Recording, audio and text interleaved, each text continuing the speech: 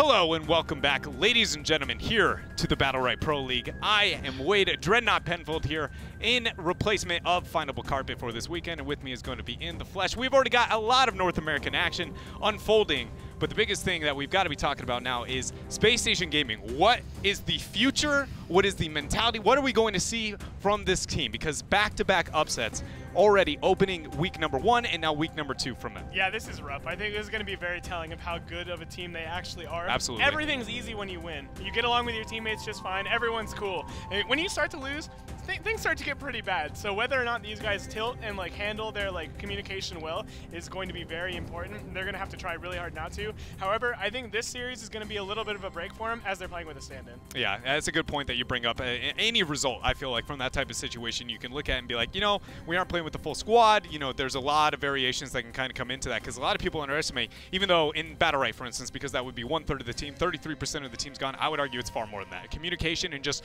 the playstyle adjustment alone, it feels like it's more 50-60 if you were to put a number on top of that.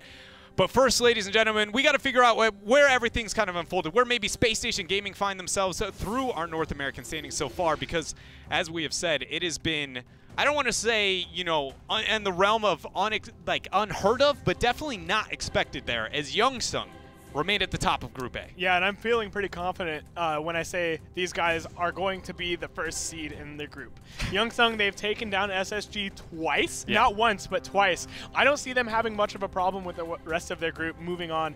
These guys are a huge threat. Not much more to say, man. Yeah. It makes you kind of wonder, especially considering that there are no bans within the draft phase, if that double support composition is really that threatening out for the members of Youngsung. It's like, who's going to be the one to be able to draft that creativity to deal with it? I mean, first things that come to my mind would be like, we'll remove healing, right? Like spec into the Battlerite Penitence, I believe is the name of it, on Ulrich, right? And try and get ways to get that healing debuff. But even that seems like it is far too risky in terms of competition and strategy, and Youngsung remain at the top of North American ladder, or at least Group A here with that composition. But as we have said, it is going to be here. The next series, it's a lot of it about Spacestation Gaming and what they can have unfold. I personally feel like if mentally they're able to kind of hold their own and, you know, stick together, stick with more common compositions, again, as we said, because they are playing with a different player, it's a little bit harder to get that behind them. But this team, though they were the Titans, I think they should have a far closer scope on them than I think a lot of fans at home gave them at first glance. It's not as cut in stone for Spacestation Gaming. Yeah, absolutely. Of course, playing with a sub too, everything gets a little more dicey when you're with a sub, like you mentioned. And Excel Wizards, we talked a lot about SSG, but these guys need a win too. They lost early on today. They definitely need to strike back if they have any hope of taking the second seed in this group against SSG. This is the deciding game. Whoever wins this game is going to move up to the second seed, so it's incredibly important for both sides. Second seed on the line there as we take a look at some of the kind of plays that have happened already here earlier in the day between the two teams. Is there maybe draft-wise anything that you would expect to be a must, you know, we know we're going to see from one side of the battlefield, or maybe that you can't at least ignore, right? Absolutely. It's not a concern. Playing with that sub of Mr. Hudat, you cannot ignore his Pearl. Mr. Hudat is the Pearl player in North America. He's a Pearl. He's the Pearl. He's the Pearl. He is that streamer that plays Pearl in twos and just bops everybody. No. So you definitely got to look out for that. It's like a much less likely pick than something like an Ulrich, but you can't ignore it. The Shifu from Proster going to come out. I like that quite a lot. And Excel Wizard's going to be running with Esmo. Makes a lot of sense. Both of these players' best character, Dwizzle, Esmo, Proster, Shifu. Yeah, cut and dry. Yeah, and again, it does seem like a lot of these drafts with that information, it stick to your comforts more than it is, you know, that flexibility. And, you know, even so much so with the boldness of the Rook that we got earlier today. But next rotation between the teams is going to be the Freya and the Taya. I'm interested to see what support Niwa plays. Okay. He played Older earlier today with this comp, and it didn't look good. Yeah. So I think it's very unlikely we won't see the Older. I want to see a Lucy coming out from Niwa. Lucy, very good against both Taya and Shifu. Okay. That Clarity Potion, very high impact. I think it could be very good.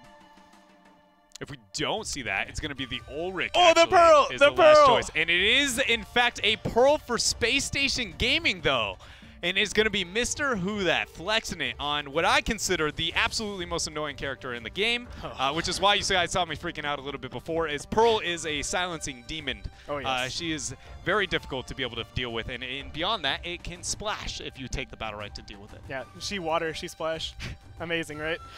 But yeah, she has that splash silence. It's very good. We'll likely see him take it. It's very high value in threes. You can use it on the orb. It can splash to enemies nearby. It's just very good overall, especially when there's the Freya Ulrich on the other side. That splash is going to be very good because those two characters are always aiming to be close together. Yeah, it's an amazing kind of melee tool there for the team. But as your guys' votes came in, Spacestation Gaming, no surprise there, is going to be the favorite. But by no means is that a landslide like we typically see kind of from this roster. So it seems like people at home, you know, also adjusting their opinion over Spacestation based on these results.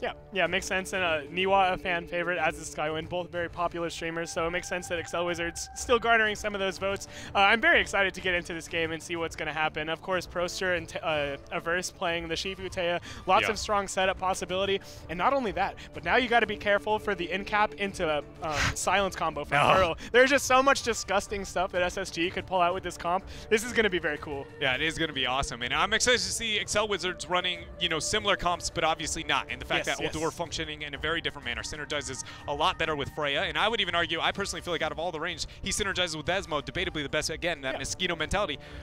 Esmo's like the closest thing to a melee in the ranged role that nearly exists in my brain in terms of how it functions and how fast they end up getting that dive in. Yes, you can chaos grip, but a lot of it's that close skirmishing. So Niwa able to get that favor reset, spacebar reset consistently there between those two.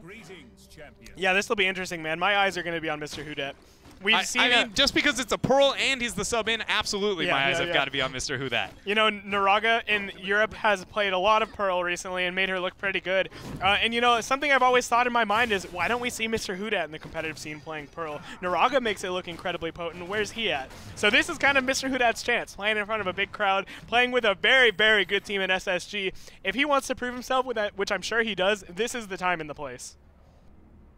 As you said, the big crowd cheering out there. Yeah, everyone. We have virtual fans. We've got real fans. Pearl. We've got it all. Yeah, everyone in the crowd getting hype. What are some of the biggest trade-offs for Pearl within threes? Like, why is she known as the terror of twos, but this kind of not so terrible within the three kind of realm? She's very self-sufficient. You can just tunnel her allies sometimes, and she doesn't have that much to help other than the bubble shield. We'll see if they're able to capitalize on that. Mr. Hudet, he's taking a little bit of damage, but Skywind, he's gotten chunked pretty hard. Yeah, falling pretty low here for a moment. Counter's going to be dropped but not procs. Not quite the case when looking at Shifu's, but a nice silence response onto Proster, falling pretty low. Forced to drop the space bar, but able to claim that middle orb for himself. Yeah, that easy orb secure thanks to the Pearl bubble helps Proster heal up a little bit. He's getting very low. A nice in-cap onto Freya slows the roll of Skywind, but things still aren't looking too good for Excel Wizards. Shackle's going to get the setup there, but no Chaos Grip follow-up as Proster got the pressure there onto Esmo.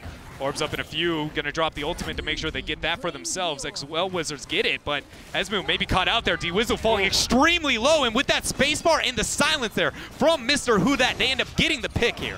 Ooh, the Aegis throw going to be thrown out onto the Pearl, but there's no way they find this kill. Mr. Hudet with all of his abilities still available. Niwa going to fall. Skywind's all that's left. And man, I spent a lot of time talking about the Pearl, but I didn't talk about how good she is versus melee. Skywind, he initiated onto her and Proster early on to try to find some damage, but he just had such a hard time. The Freya got zoned out by one of the bubbles and just punished by that silence M1. This is going to be another really hard match for Skywind's Freya. I feel like Pearl is without a doubt, on initial glance at her kit, the most confusing, you know, in terms of what you're actually really good at. Because you see it and you go, I am going to body these ranged kits. Like, all day, I got bubbles, I can stop projectiles, and it's like, turns out your AoE splash on your silence mixed with the reset on your on your spacebar and all the utility based around that typically is going to be worth more than that bubble can ever provide, other than the orb control there. Absolutely. Things starting off way better for Excel Wizards this round, though, as they get a good burst of damage onto a Verse. And Dwizzle spaces back a little bit. He now has to deal with Proster in that EX space. Proster's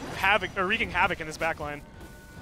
Skywind falling pretty low there, able to get a little favor from the Ulrich, but now he's the one taking the trade. Radiant Shield's going to be there, hitting a two-man blind, but he's still very low. Double spacebar just to get out of the situation.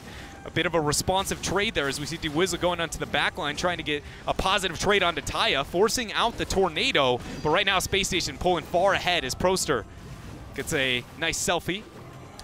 Yeah, every one of these engages just going so far in favor of SSG. Excel Wizards playing so far up top, backed into this corner. This is not where you want to be, man. Yeah, nobody puts Excel Wizards in a corner. Is this pre-patch Shifu? That was a massive massive tendon swing setup there from Proster. Didn't net a kill, but surely is going to set the tempo for the rest of this. It could be a grim and dour future as Excel end up losing member 1. Thunderclap from Skywind is going to be responded there with a nice EXQ on the side of Taya.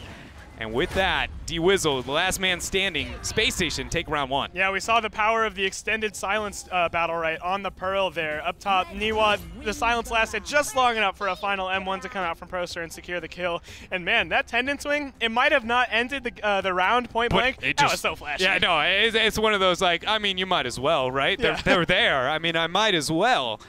Even with the adjustments there towards that tendon swing, still a huge one from Proster. Yeah, and man, Skyward has to play so safe here. He's getting punished so hard to go when he goes in, and I'm really not sure how Excel Wizards is supposed to initiate onto this comp of SSG. I feel like for a moment there was a silver lining when D-Wizzle was able to find a verse into a 1 versus 1. This is 2 versus 1, but yeah, it was very, very good. A verse falling extremely low there after burning the tornado and his EXQ. Orb's going to be up in a few. Space Station Gaming very much needed as Ulrich coming in for another stun onto Taya. But look at the backside. Yeah, Proster taking the trade on D-Wizzle, nearly getting all of his HP. Yeah, on this backline, Proster is dealing so much more damage than D-Wizzle and Skywind were able to put out. And Skywind is going to fall. Really not ideal. Niwa tried to make it out there. D-Wizzle, once again, the last man standing. But not for very long. 3 rounds for nothing here. Space Station Gaming pulling out almost a mirror response of what we saw from them last weekend. Start out series number 1, bumps and bruises here and there. With series number 2, we're not messing around anymore. Yeah. Big boy pants are coming on. The big boy pants are on. You talked about that round. You talked about how they tried to isolate out a verse and find a good punish on him to start off the round, not let him have that free reign that the Taya wants to have. But what we didn't talk about until it was already over is Proster. Proster on the other side just dove onto Niwa. Yeah. He was like, you guys want to fight a verse? That's fine. That's cool. I'll take your support all day long. And he just ate alive Niwa on that backline. Ooh. Big damage here onto a verse to start this one off. Much better of a start, but once again, Proster down bottom just eating alive Niwa. Yeah, he is absolutely bodying there as D-Wizzle falling extremely low, still able to, oh wow, actually you see the response. They get the kill onto a verse before Proster's able to get the pick off onto D-Wizzle. Now a small time frame here. All the members between Space Station still pretty healthy. In material, actually amazing Chaos Grip the second that ended up stopping, but the tendon swing bought a bit of time. D-Wizzle poking and prodding, counter, not gonna hit, and now Proster's in a bad spot. Yeah, they need this orb desperately on the side of SSG. The HP pools finally even out after SSG had an advantage for such a long time, and they get the kill on D-Wizzle, actually. Skywind actually sacrificed the positioning there just to make sure they would get that orb, and it came at the cost there of D-Wizzle. Is that worth? Yeah, I don't know, man. This is getting kind of dicey. Excel Wizards, they had a secure win. The Freya ultimate's going to come out, but the EX space is available, and this is really not looking good. A nice Aegis throw, but the counter's procced. Yeah, the counter is going to be procced there, forcing out the favor. Now no more space bars available there for Niwa for a couple more seconds. He gets the Radiant Shield to block the silence, but the counter proc sets up for another one, and Mr. Who Dat ends up claiming another victim under the staff of that Pearl. Who Dat Pearl? I feel like it's just Mr. Who, like there's a hip hop lyric I have that I very much caters towards this. Mr. Who Dat, I'm the bomb, man. It's just that's what it feels like. Mr. Who Dat's claiming there. Yeah, like you mentioned, Skywind, he went for that center orb, trying to help out D-Wizzle by securing the orb, but leaving D-Wizzle to die in return. Really something you can't afford to have happen in a 2v3. There's no reason to let your ally die. Well, I think at least from my interpretation of what happened unfolding in that type of situation, I think the mentality was Space Station, if they get this orb, they can actually win this round, right? So the idea is, okay, make sure they don't get the orb, then they can't recover from the round. But it came at the sacrifice of an immediate spacebar from Skywind, and then D-Wizzle sitting there going like, hey guys, I'm still really squishy and I needed help to get to that orb area. And it was an amazing job from Proster capitalizing perfectly on it. The minute the spacebar came in, well, if you're going to leave him alone, I'm going to take an easy trade there. But it wasn't enough there. Space Station Gaming claim another round for themselves.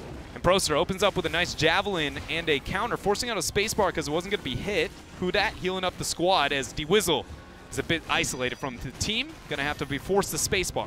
Yeah, D-Wizzle farms up a nice amount of energy, almost sitting at 2 bars, and a good punish comes out onto the Shifu. He doesn't get as much value out of his EX space as he wanted either, and he throws a 4-stack M2 into a counter. Not ideal.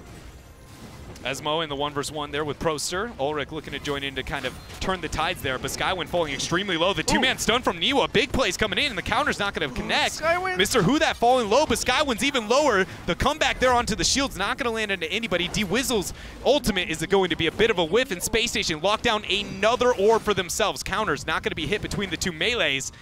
Everyone's standing, but Space Station pulling ahead. Skywin comes in with a thunderclap, drops the counter, not able to hit the javelin for the kill. But Excel is just barely holding on here. Yeah, this is so close. Skywin, he took such a big chunk early on that it's dictating that he plays passive, and that's just leaving Excel Wizards without a lot of initiation. Space Station Gaming, as a result, going to secure this orb, but a nice chunk of damage onto a verse helps out Excel Wizards quite a bit. Mr. Hudat getting a bit more split here. They're trying to get all the damage onto Proster. Counter's not going to connect. The silence goes in, but the damage is already there to get the kill onto Skywin. They need this. Proster ends up getting that immaterial before they can get that kill. He javelins through, locks it down, and it looks like this is a flat shutout here for SSG. Oh, they find a kill onto Proster, but Niwa at 13 HP, not going to be able to pull this off. And just as quickly as this game started, it ends. Defend the Guardian. Space Station Gaming there. Even with Mr. Who That there, subbing in for Bloom, who I hope is having an amazing prom. He looked good on the Pearl. Made it look very, very solid. The team, I mean, to be honest, they didn't really look like they were challenged too heavily. No, it looked really good. Skywin's Freya once again had a pretty hard game, as is DeWizzle's Esmo. They weren't able to secure as many middle orbs as they wanted, and as a result, SSG just going to steamroll that one. Yeah, SSG, they're keeping the momentum into their favor. Was, you know, Mr. Who That, can you give maybe a bit of background for anybody who doesn't? Because, I mean, that's a brand new name to me. Yeah. I mean, how big of a, you know, background? Is that more of like an amateur guy stepping up for the squad, or is this like he's been there, done that on about every team? So, interesting note, Mr. Who Dat, he's been around since like day one. He was actually one of the first people that I started playing a lot of twos with. It was him and Rank 1, a player back in the day who I like played a lot with. And Mr. Who Dat, he's always loved Pearl. He's always played a ton of Pearl, and he's one of those dudes that just stayed around, kept grinding games. He never found himself on that successful of a team, but you know, maybe this is his opening. Being on SSG, subbing in, dominating, someone pick this man up. Yeah, and you know, we're going to recover, or recap at least some of the big plays there from Mr. Who That, Proster, and a verse here over that last round.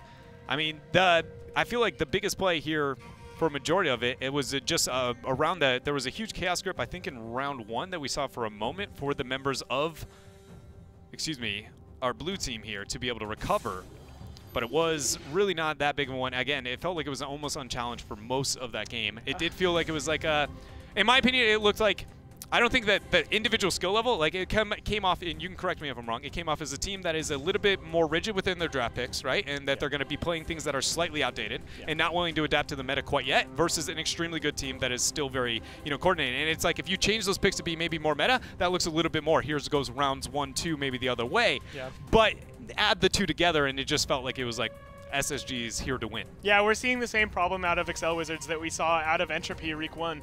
They just don't have very flexible hero picks. Entropy, of course, came into this event, or this week 2, changed up their hero picks and had a lot of success. We didn't really see that out of Excel Wizards. I really feel like they need to switch up the melee and the range picks if they want to keep having success. And if you were to list, you know, some of the, I mean, go-to meta for anybody at home wanting to, you know, figure out, well, I want to be a BPL player, I want to sign up for the Rising Star, what in fact should be the melees that, you know, I prioritize right now within this meta? I think Skywind either needs to pick up the Thorn or the Rook. Both of those characters are very good. We saw Thorn have a ton of success in Europe, and Thorn is like the way he wants to play. He wants to play a little bit passive and give room for DeWizzle to succeed. Thorn can kind of sit back throughout those entangling roots, as we saw Trees do earlier on today. So I think that would be a very good character for the Excel Wizards playstyle. DeWizzle, I think he can stay on the Esmo. I think if he has the Thorn to help him out a little bit, it would look much better. But yeah, I really just feel like this Freya is not cutting it. Yeah, and here we are.